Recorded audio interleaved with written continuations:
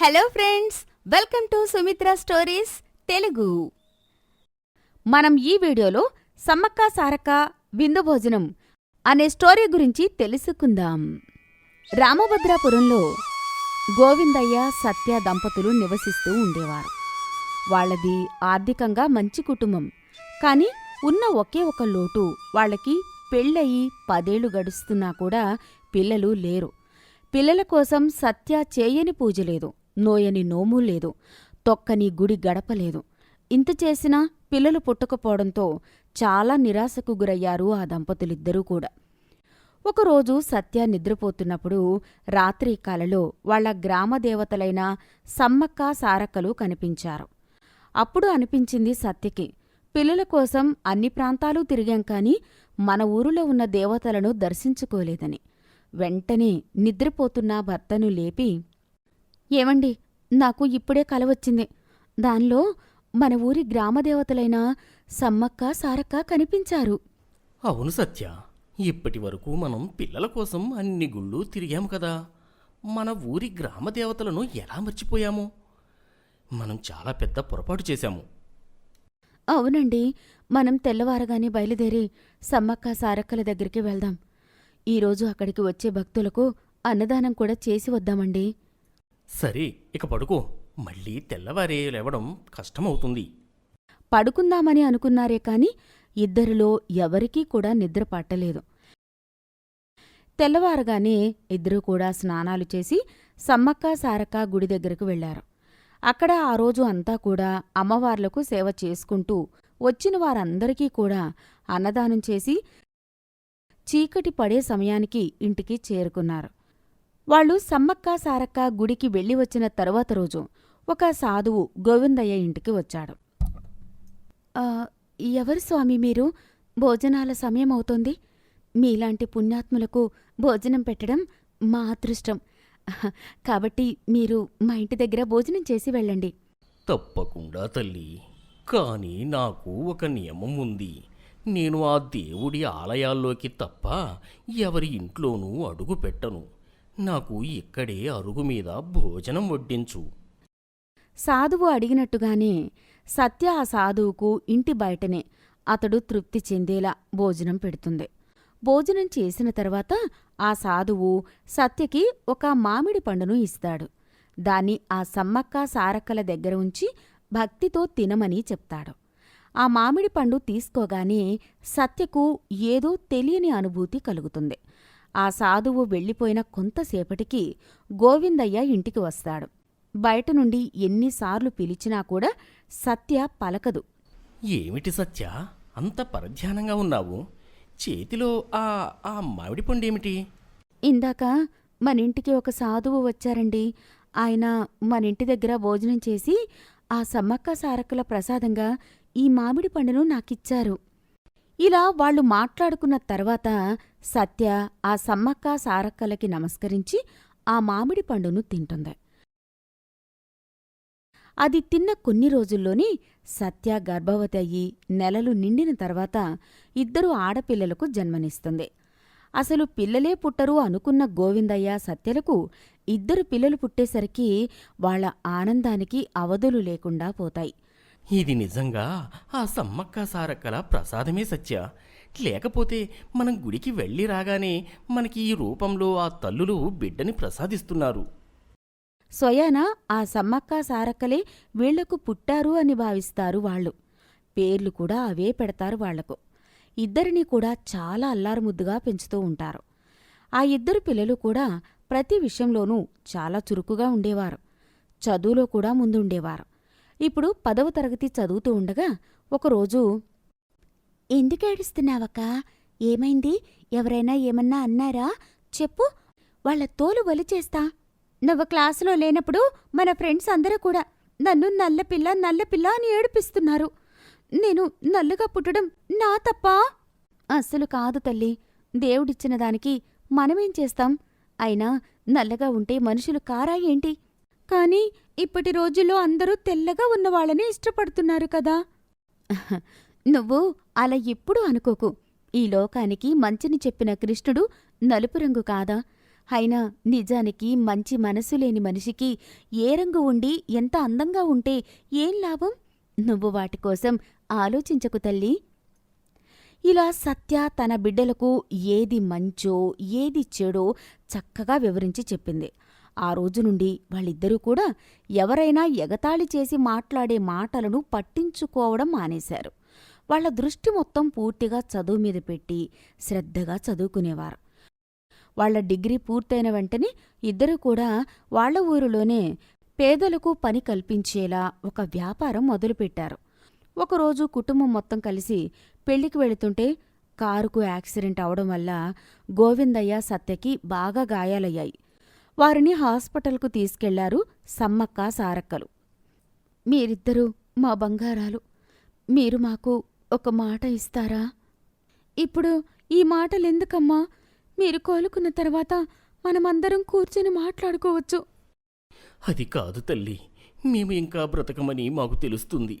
మీ అమ్మ మీరు కడుపులో ఉన్నప్పటి నుండి ఈ రోజు వరకు కూడా మన ఊరిలో సమ్మక్క సారక్కల గుడి దగ్గర అన్నదానం చేస్తూనే ఉంది. ఆ విషయం మీతో కూడా చాలాసార్లు చెప్పాను. అయితే అది ఇప్పుడు మేము లేకపోవడం వల్ల ఆగిపోకూడదు. అవును తల్లి, మీరిద్దరూ మాకు పుట్టారంటే అది ఆ గ్రామ దేవతల చలువే. మీతో మాకు ఇక్కడి వరకే రాసి పెట్టుంది. ఇక ముందు జరిగేది మొత్తం వాళ్లే చూసుకుంటారు. మీరు మాత్రం అక్కడ ప్రతిరోజు అన్నదానం చేస్తానని మాకు మాట ఇవ్వండి. మేము ఈ భూమి మీద ఉన్నంత వరకు కూడా ఎంత కష్టం వచ్చినా కూడా ఆ అన్నదానం ఆపము. ఇలా సమ్మక్క, సారక్క మాటివ్వగానే గోవిందయ్య, సత్యలు తమ ప్రాణాలు వదిలిపెడతారు. ఆ ఊరిలో వాళ్లకోసం తెలిసిన వారందరూ కూడా ఆ పిల్లల పెళ్ళిళ్ళు చూడకుండానే తల్లిదండ్రులిద్దరూ చనిపోయారని బాధపడతారు. ఆనాటి నుండి కూడా తమ తల్లిదండ్రుల బాధ్యత వాళ్లే తీసుకుంటారు. ప్రతిరోజు అక్కడికి వచ్చే భక్తులకు వాళ్లే అన్నదానం చేసేవారు. అటు వ్యాపారాన్ని కూడా చక్కగా చూసుకునేవారు. ఒకరోజు సమ్మక్క, సారక్క గుడికి ఒక పెద్ద కారు వచ్చి ఆగుతుంది. దానిలో నుండి ఇద్దరు వ్యక్తులు వాళ్ల తల్లిదండ్రులతో కలిసి మొక్కు తీర్చుకోవడానికి వస్తారు. మొక్కు తీర్చుకున్న తర్వాత అక్కడే అన్నదానం దగ్గరికి వెళ్తారు. అక్కడ సమ్మక్క, సారక్కలు అందరికీ కూడా ఎంతో ప్రేమతో భోజనాలు వడ్డిస్తూ ఉంటారు. వాళ్ల మర్యాదలు, మాటలు కూడా రఘుపతికి చాలా బాగా నచ్చుతాయి. పూజారి గారు, ఆ పిల్లలు ఇద్దరు ఎవరు? ఇంత చక్కగా వడ్డిస్తున్నారు. వడ్డించడమే కాదండి, వండింది కూడా వాళ్ళిద్దరే. వాళ్ళు ఈ గుడి దగ్గర రోజు అన్నదానం చేస్తారు. ఏమిటి, ఎవరైనా ఒకరోజు 2 రోజులు చేస్తారు, కానీ ఇలా రోజూ చేయడమేమిటి? రఘుపతి అడిగిన మాటలకి పూజారి వాళ్ల గతం మొత్తం వివరిస్తాడు. ఇంత మంచి మనసు ఉన్న పిల్లల్ని తన కోడల్ని చేసుకోవాలి అనుకుంటాడు రఘుపతి. వెంటనే తన నిర్ణయాన్ని తన భార్యకి, కొడుకులకి చెప్తాడు. వాళ్లు కూడా రఘుపతి మాటకి అడ్డు చెప్పకుండా సరే అని ఒప్పుకుంటారు. ఇక ఈ విషయం కోసం వాళ్లతో మాట్లాడమని పూజారితో చెప్తాడు. పూజారి సమ్మక్క, సారక్కలను పిలిచి, ఇటు చూడండమ్మా, ఈయన రఘుపతి గారు, మన పక్క ఊరి జమీందారులు. వాళ్ళు ఇక్కడికి మొక్కు తీర్చుకోవడానికి వచ్చారు. ఇక్కడ పద్ధతులు చూసిన తరువాత వారు మిమ్మల్ని వారి ఇంటి కోడళ్లుగా చేసుకోవాలనుకుంటున్నారు. కానీ మీకు ఎటువంటి సందేహమూ అవసరం లేదు తల్లి. వాళ్ల గురించి నాకు పూర్తిగా తెలుసు. కాబట్టే నేను ఈ విషయం మీతో మాట్లాడుతున్నాను. మీరు వాళ్ల ఇంటికి వెళ్తే మీకు తల్లిదండ్రులు లేని లోటు తీరుతుంది. మీ బాధను చూసి ఆ సమ్మక్క, సారక్కలే మిమ్మల్ని ఆ ఇంటి కోడళ్లుగా చేస్తున్నారేమో. మీరు ఇంతలా చెప్తుంటే మేము కాదనము. కాని మా అమ్మా నాన్నలకిచ్చిన చివరి మాట మేము ఎంత కష్టం వచ్చినా అన్నదానం మానము అని. దానికోసమే ఆలోచిస్తున్నాము. మీరు దానికోసం భయపడనక్కరలేదు. చేసేది మంచి పని అయినప్పుడు మా ఇంట్లో ఎవ్వరూ కూడా అడ్డు చెప్పరు. ఈ మాట ఇవ్వగానే వాళ్లు పెళ్లికి నిరభ్యంతరంగా ఒప్పుకున్నారు.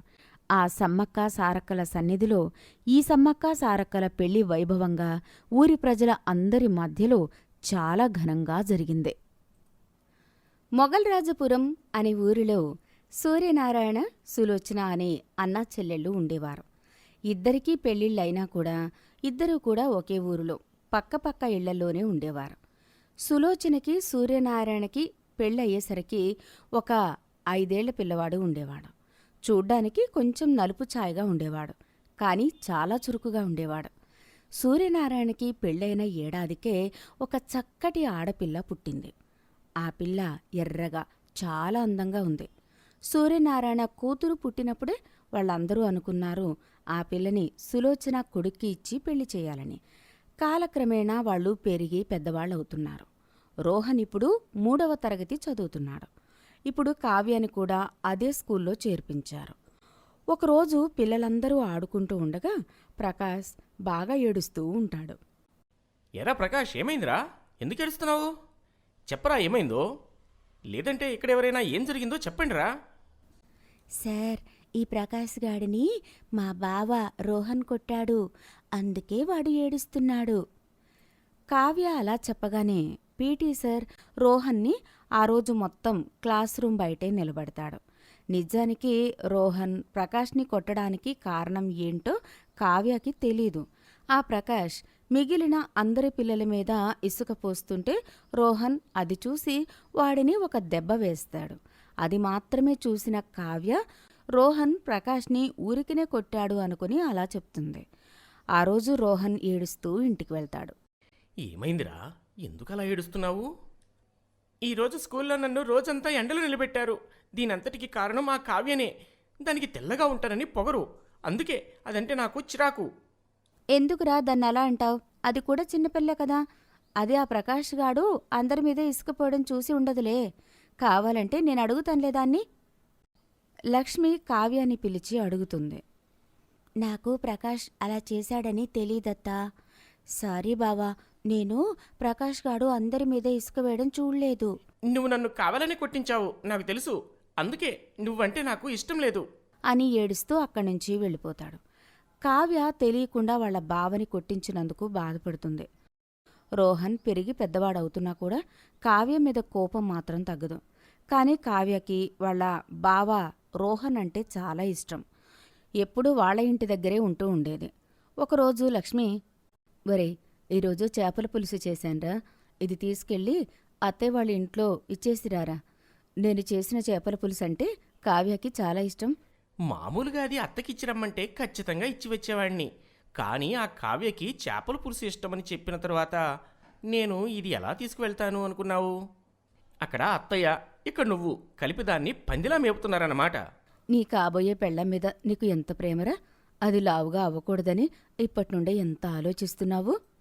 ఏంటమ్మా నువ్వు? నేను అన్నది ఒకలాగైతే నువ్వేమో వేరేగా అర్థం చేసుకుంటున్నావు. నేనేం మాట్లాడినా అది నాకు దాని మీద ప్రేమే అనేలా ఉన్నావు. నాకు అలాంటిది ఏం లేదులే అని లక్ష్మి చేసిన చేపల పులుసు తీసుకుని వెళ్ళి కావ్య వాళ్ళ ఇంటిలో ఇవ్వడానికి వెళ్తాడు. ఆ చేపల పులుసు తీసుకున్న సులోచన ఏవో కాగితాలు తీసుకొచ్చి రోహన్ చేతిలో పెడుతుంది. ఏంటత్తా ఇవి? ఇవేవో మార్క్ షీట్స్లా ఉన్నాయి. ఎవరివి? చాలా బాగా వచ్చాయి. ఎవరో కానీ చాలా కష్టపడి చదివినట్టున్నారు. అది ఎవరిదో కాదురా, నీ మరదలు కావ్య. దాని ఇంటర్ పూర్తయింది కదా, ఇప్పుడు మీ కాలేజీలోనే చేర్పిద్దాం అనుకుంటున్నాము. అందుకే ఒకసారి ఎలా ఉంటుందో అడుగుదామని. రేపు దాన్ని ఒకసారి కాలేజీకి తీసుకువెళ్ళరా? ఎలా ఉందో చూసి వస్తాది. అది అడిగితే నేను తీసుకువెళ్ళను అని పెద్ద ప్లానే వేసింది. మరుసటి రోజు సులోచనకి మాట ఇచ్చాడు కాబట్టి కావ్యాన్ని తీసుకుని వెళ్ళడానికి సులోచన ఇంటికి బయలుదేరతాడు. రోహన్ వెళ్లేసరికి కావ్య దేవుడి గదిలో పూజ చేస్తూ ఉంటుంది. ఎప్పుడూ అందర్నీ కొట్టించడమే కాకుండా ఇలాంటి మంచి అలవాట్లు కూడా ఉన్నాయా అని అనుకుంటాడు రోహన్. అంతలో పూజ పూర్తి చేసుకుని సులోచనకి చెప్పి కాలేజీ చూడడానికి వెళ్తుంది కావ్య. కాలేజీ నచ్చడంతో రోహన్ చదివే కాలేజీలోనే చేరుతుంది. అది కూడా రోహన్ చేరిన గ్రూపులోనే చేరుతుంది. కావ్య, నేను నీతో మాట్లాడాలి. ఏంటి బావా, మొన్నటి వరకు నన్ను చూసి చిరాకు పడేవాడివి, ఏంటిప్పుడు మామయ్య వాళ్ళు చెప్పినట్టు నన్ను పెళ్లి చేసుకుందాం అనుకుంటున్నావా ఏంటి? అది చెప్పడానికేనా మాట్లాడాలి అంటున్నా? నీకంత సీన్ లేదులే. నేను తలుచుకుంటే 100 మంది కాకపోయినా ఒక 10-15 మంది నా వెనక పడతారు. ఏంటి బావా, నీ మొహం ఎప్పుడైనా అద్దంలో చూసుకున్నావా? 10 మందా? మరీ అంత వద్దులే కాని నిజాలు మాట్లాడుకుందాం. ఏం మాట్లాడాలో చెప్పు. నువ్వు నన్ను కాపీ కొట్టి నాకంటే మంచి జాబ్ తెచ్చుకుని మన ఇంట్లో వాళ్ళ ముందు ఫోజు కొట్టడానికి కదా ఇక్కడ జాయిన్ అయ్యావు. ఏంటి బావా, నేను నీకంటే మంచి జాబ్ తెచ్చుకుంటే నీకే కదా గొప్ప. రోహన్ పెళ్ళాం రోహన్ దగ్గర అన్నీ నేర్చుకుని మంచి జాబ్ తెచ్చుకుందని. అందుకే నీకు ఇప్పట్నుంచి మంచి పేరు తేవడానికి ఈ కాలేజీలో చేరాను. ఇలా రోహన్ మాట్లాడిన ప్రతి మాటకి కూడా అడ్డదిడ్డంగా సమాధానం చెప్తూ రోహన్ని చాలాసేపు ఆట పట్టించింది. ఆ తర్వాత యథావిధిగా రోహన్, కావ్య కూడా కాలేజీ బస్సులోనే కాలేజీకి వెళ్ళేవారు. రోహన్ కావ్యాని చూసినా చూడనట్టు ఉండేవాడు. కావ్య అల్లరిపిల్ల అయినా కూడా చదువుల్లో ముందుండేది. తన డిగ్రీ మొదటి ఏడాదిలో 90% మార్కులు తెచ్చుకుంది. ఒకరోజు కావ్య క్లాస్కి వెళ్తున్నప్పుడు తన ఫ్రెండ్స్ ఇలా మాట్లాడుకుంటూ ఉంటారు. అలా చూడవేవాడు మన కావ్య వాళ్ళ బావంట. ఎంత నల్లగా ఉన్నాడో చూడవే. వీడికంటే ఆ నేరేడు పండే నయం కదా. వీడి కోసం కావ్య మా బావ చాలా మంచివాడు, బాగా చదువుతాడు, అది ఇది అని చెప్తుంది. ఎంత చదివినా ఏం లాభం, ఆ రంగు చూడసలు. ఏమంటున్నారు మీరంతా? మీలాంటి వాళ్ళకి రంగు మాత్రమే కనబడుతుంది. మా బావ రంగు కోసం నాకేం ఇబ్బంది లేనప్పుడు మీరందరూ ఎందుకు ఇలా మాట్లాడుకుంటున్నారు? ఇంకెప్పుడైనా ఇలా చెత్తగా వాగితే ఏం చెయ్యాలో అది చేస్తాను. సారీ కావ్య, తప్పైపోయింది. ఇంకెప్పుడు నిన్నే కాదు ఎవర్ని కూడా ఇలా బాధ పెట్టేలా మాట్లాడం. ఆమె మంచితనం దగ్గర నుండి చూసిన తర్వాత రోహన్కి కావ్య పట్ల తన అభిప్రాయం తప్పు అనిపించింది. ఎప్పుడో చిన్నప్పుడు తనకు తెలియక చేసిన తప్పుకి ఇప్పటికీ తనని తిట్టడం తప్పు అనిపించింది. అందుకే అప్పట్నుండి కావ్య పట్ల తన అభిప్రాయాన్ని మార్చుకున్నాడు. అప్పుడప్పుడు కావ్య తనకి ఏదైనా తెలియకపోతే రోహన్ని అడుగుతూ ఉంటే కసురుకోకుండా చెప్తూ ఉండేవాడు. ఒకరోజు ఆదివారం రోహన్ ఫ్రెండ్స్తో కలిసి బయటకు వెళ్ళాడు. కావ్య సులోచనతో కలిసి సూర్యనారాయణ ఇంటికి వస్తుంది. ఏం చేస్తున్నావత్తా? నాకు ఇష్టమైన చేపల పులుసే కదా. నాకు తెలుసు. ఇంతకీ మా రోహన్ నీతో బాగానే మాట్లాడుతున్నాడు కదా? ఇంకా చిన్నప్పటిలాగే నువ్వు నన్ను సార్తో కొట్టించావు, నేను నీతో మాట్లాడను అంటున్నాడా? అదేంటదినా, వాడు మాట్లాడకపోతే మనం ఊరుకుంటామా? నా కూతురు ఇంత ప్లాన్ చేసి వాడు చేరిన కాలేజీలోనే ఎందుకు చేరింది? చిన్నప్పటి నుండి వాడంటే ఇష్టమనే కదా. వాడు అర్థం చేసుకుంటున్నాడులే. అంటే మొత్తానికి నా కోడలి ప్లాన్ సక్సెస్ అన్నమాట. ఎంతైనా నా కోడలు చాలా తెలివైంది. పాపం నా కొడుకే. నీ కొడుకు అంత తింగరుడు ఏం కాదులే అత్తా. ఈ మాటలన్నీ కూడా అప్పుడే బయట నుండి వస్తున్న రోహన్ వింటాడు. వీళ్ల తెలివికి ఆశ్చర్యపోతాడు. వెంటనే ఇంట్లోకి వచ్చి, అంటే అత్త, ఇదంతా నువ్వు నీ కూతురు కలిసి ప్లాన్ చేశారన్నమాట. అవును రోహన్, నువ్వు ఎప్పుడో చిన్నప్పుడు తెలియక చేసిన పనిని ఇంకా తప్పని పట్టుకు వేళ్లాడుతున్నావు. కానీ అది దానికి తెలియక చేసిన పనది. కావ్యకి నువ్వంటే చాలా ఇష్టం. అందుకే అది ఎంత మంచిదో నీకు తెలియాలనే ఇలా చేశాం మేము. సారీ అత్త, నేను చేసిన తప్పు నాకు తెలిసింది. ఇంకెప్పుడు అలా చేయను. కావ్యను ఇంకెప్పుడూ బాధపెట్టను. కాకపోతే కావ్య చాలా అందంగా ఉంటాది. నేను కావ్యకి సరిపోతానా? బావా, నువ్వంటే నాకు చిన్నప్పటి నుండి ఇష్టమే. మనిషిలో మనం చూడాల్సింది రంగు కాదు, మంచి గుణం. నువ్వు చాలా మంచివాడివి. నాకు అంతకంటే ఏం కావాలి? రోహన్ కావ్య మాటలకి ఇంట్లో అందరూ కూడా చాలా ఆనందపడతారు. అలాగే చదువు పూర్తవుతుంది కాబట్టి పెళ్లి ప్రస్తావన కూడా తీసుకొస్తారు. కావ్య రోహన్లు మంచి ఉద్యోగం వచ్చి తమ కాళ్ల మీద తాము నిలబడిన తర్వాత పెళ్లి చేసుకుంటాము అని చెప్పి వాళ్ల ప్రయత్నాలు మొదలు పెడతారు. కథ చివరి వరకు చూశారు అంటే ఎంతో కొంత నచ్చే ఉంటుంది. వీలైతే లైక్ చేయండి, కుదిరితే షేర్ చేయండి. మరిన్ని కొత్త వీడియోస్ కోసం మన సుమిత్ర స్టోరీస్ తెలుగు ఛానల్ని సబ్స్క్రైబ్ చేసుకోండి.